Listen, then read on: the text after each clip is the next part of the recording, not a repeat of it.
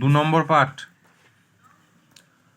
All started, এগুলো সবই শুরু হয়েছিল উইথ দ্য আইসক্রিম ম্যান, আইসক্রিমওয়ালা মিস্টার পিপির জন্য। হি হ্যাড এ ভ্যান, তার ছিল একটা গাড়ি, হুইচ, ভ্যান মানে মালগাড়ি টাইপের, সেই আইসক্রিম যেমন নিয়ে আসে, হুইচ যেটা, হি হ্যাড পার্ক যেটা দাঁড় কাটাতো, আউটসাইড দ্য স্কুলের বাইরে।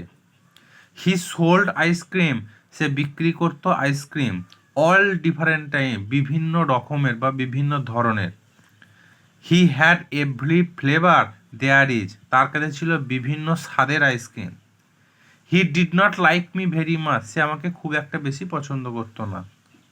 হি টোল্ড মি ওয়ান্স, সে একবার আমাকে বলেছিল, ইউ থিঙ্ক, তুমি ভাবো, ইউ আর স্মার্ট, তুমি খুব চালাক বা বুদ্ধিমান, one day you will be too smart, একদিন তুমি আরও বুদ্ধিমান বা আরও চালাক হবে। আই জাস্ট লাভ, আমি তার কথা শুনে শুধু হেসেছিলাম, অ্যান্ড ওয়াকড অফ, সেখান থেকে হেঁটে চলে গেলাম। আই নিউ, আমি জানি, he would not do anything, সে কিছুই করতে পারবে না আমার। He was too soft hearted, সে খুব নরম হৃদয়। He was always giving free ice cream, সে সবসময় দিয়ে থাকে বিনা পয়সায় আইসক্রিম, টু কিডস, ওই ছোটো ছোটো ছেলেদের, হু হ্যাড নো মানি, যার কোনো পয়সা বা অর্থ থাকে না।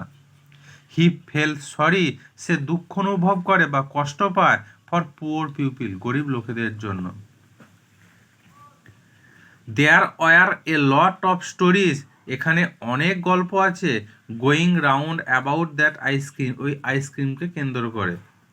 পিউপিল সেড দ্যাট, লোকেরা বলে যে, ইট ওয়াজ গুড ফর ইউ, এটা তোমার জন্য খুব ভালো।